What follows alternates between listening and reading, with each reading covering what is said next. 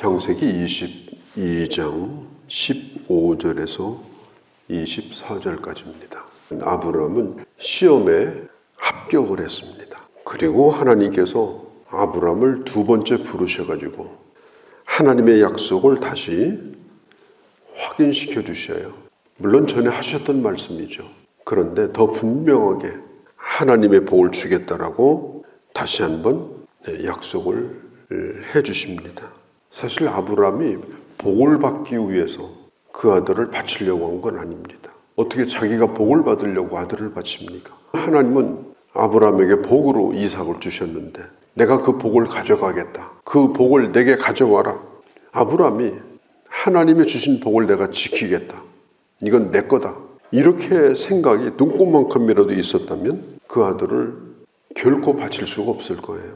아브라함의 이런 행동은 하나님의 복을 받기 위해서 이렇게 한 것이 아닙니다. 하나님이 다시 한번 이런 약속을 해주신 것은 오히려 하나님이 주신 복을 하나님이 원하면 언제든지 내어놓을 생각을 그가 했기 때문에 오히려 하나님은 마음 놓고 이 사람에게는 마음 놓고 주어도 괜찮겠다. 이 사람에게는 충분히 채워줘도 문제가 없겠다. 오히려 주님은 옛날 그릇보다도 그릇을 훨씬 더 높여가지고 큰 그릇을 만들어서 옛날에는 세숫대야인데 이제는 큰 드럼통 같은 그런 그릇을 주님이 다시 한번 확인을 하시고 예전보다도 더 큰 복을 주시겠다. 아주 안심하고 더 확신 있게 이렇게 약속을 해주신 거예요. 어느 정도냐? 자기 이름을 걸고 맹세를 하셔요. 사람은 맹세를 할 때 자기보다 큰 곳에다 맹세하잖아요. 큰 강을 두고 맹세하든지 달을 보고 맹세하든지 아니면 자기보다 큰 나무 밑에 가서 맹세하든지. 그런데 하나님은 자기보다 큰 자가 없기 때문에 히브리서 6장에 보면 자신의 이름을 걸고 맹세를 하신다. 이렇게 얘기를 하고 있거든요. 이 말씀도 마찬가지입니다. 16절에 보면 내가 나를 가리켜서 맹세하겠다. 이것은요. 하나님이 하시는 맹세 가운데 가장 확실한 맹세입니다. 사실 이삭은 아브라함의 후대를 이어갈 자입니다. 그런데 그를 바치려고 한 거예요. 하나님이 안 말렸으면 정말 그렇게 했을 거예요. 우리가 이것을 뭐라고 그래요? 못 말리는 사람이다. 하나님을 감동시키는 사람. 하나님을 감동시키는 사람들이 바로 성경에 나타난 믿음의 사람들입니다. 나는 이제까지 신앙생활을 하면서 나는 하나님을 정말 감동시켰나?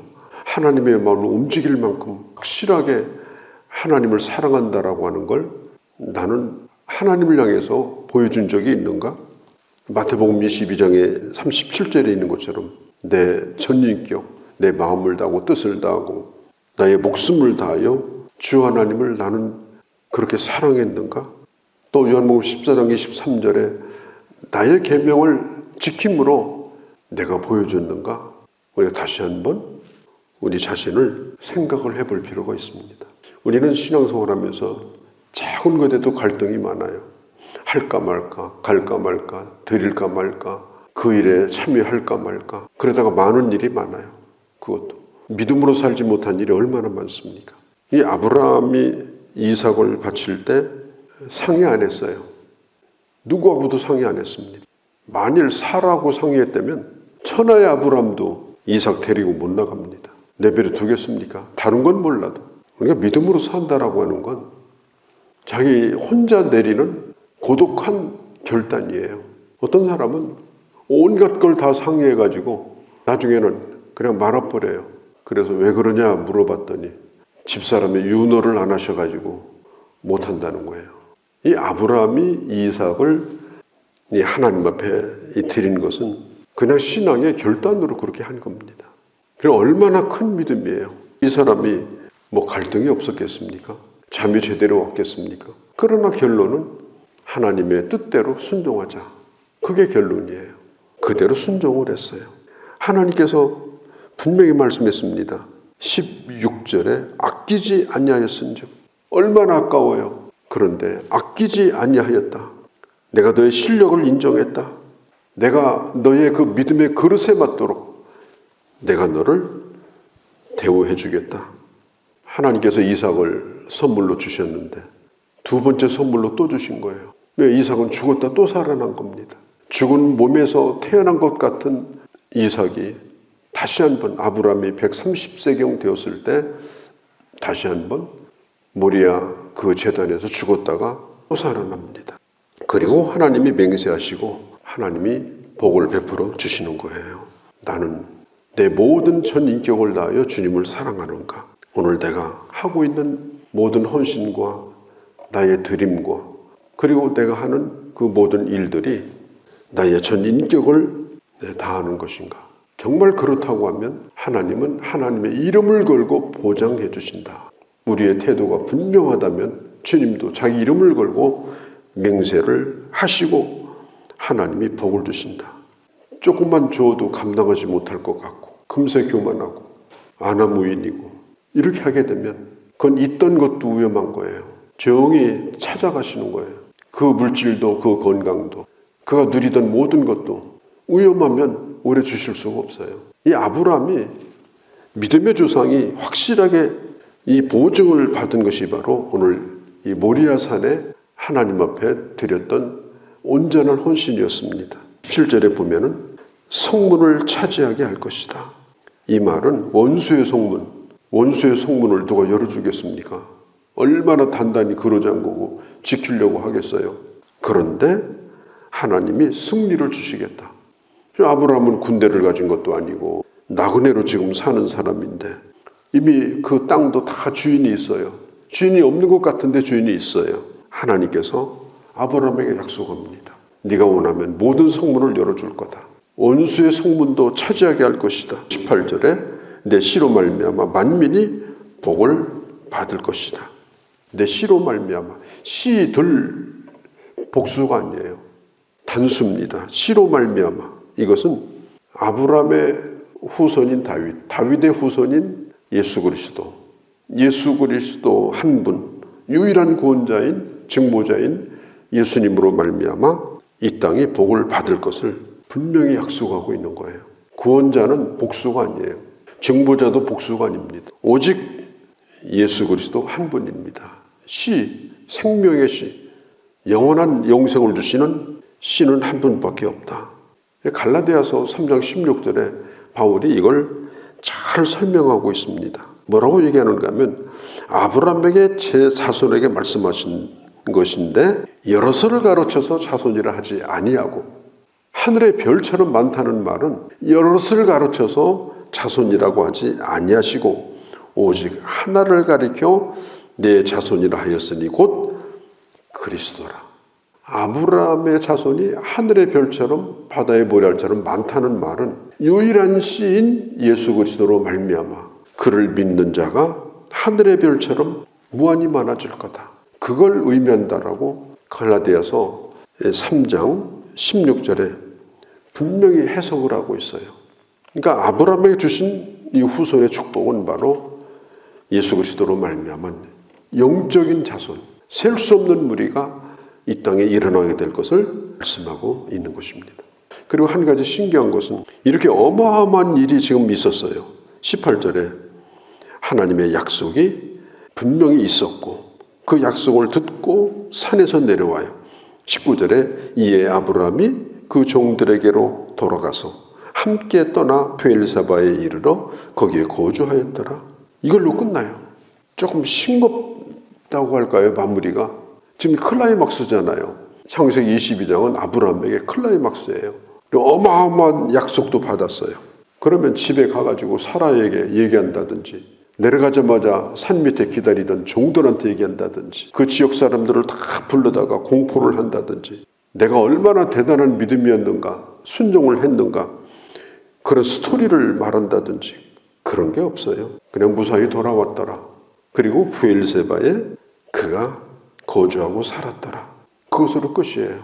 아주 조용하게 다시 일상으로 돌아갑니다. 우리가 하나님의 은혜를 받은 사람은 어떻게 살아야 되느냐? 야단 법석을 떨고 사는 것이 아니라 하나님이 주신 은혜를 내 마음에 깊이 간직하고 그 은혜를 잃어버리지 말고 그 약속을 내 가슴에 깊이 새기고 다시 조용한 일상으로 돌아와서 하나님의 사람으로 예전과 똑같은 자로 하나님이 인정하신 거지 사람 인정한 게 아니니까 내가 이런 사람이다 힘주고 살 필요도 없고 예전과 똑같은 마음으로 하나님을 사랑하며 살아가는 것, 그게 아브라함이 우리에게 보여주는 좋은 모습입니다. 그 다음에 보면은 아브라함의 가족들인 이 나홀의 얘기가 나옵니다. 그 나홀과 그의 아들 부두엘과 그의 딸 리브가가 소개가 됩니다. 이게 무슨 얘기일까? 아브라함의 동생이 나홀이거든요. 그리고 나홀의 아들이 부두엘이고 부두엘의 딸이 리브가예요. 왜 이 얘기를 여기다 적었을까? 리브가가 누구냐? 이삭의 아내가 될 사람이에요. 리브가라는 여자가 있다. 거기까지만 말씀해요. 창세기 22장의 하나님은 어떤 하나님이냐? 준비하시는 하나님, 예비하시는 하나님이에요. 지금 아브람도 자기 며느리 될 사람이 누군지 모르죠. 이삭은 더더군다나 모르죠. 그런데 이삭의 아내가 될 사람과 그 뒤를 이어서 야곱의 어머니가 될 사람, 리브가가 야곱의 어머니잖아요. 그가 누구인가를 잠시 동안 이렇게 반짝 한 장면을 지금 보여주는데, 그것도 여기 보면은 19절에 이에 아브라함이 그의 종들에게로 돌아와서 함께 떠나 브엘세바에 거주할 때 그의 이 일 후에 20절에 어떤 사람이 아브라함에게 와서 뜬금없이 얘기하는 거예요.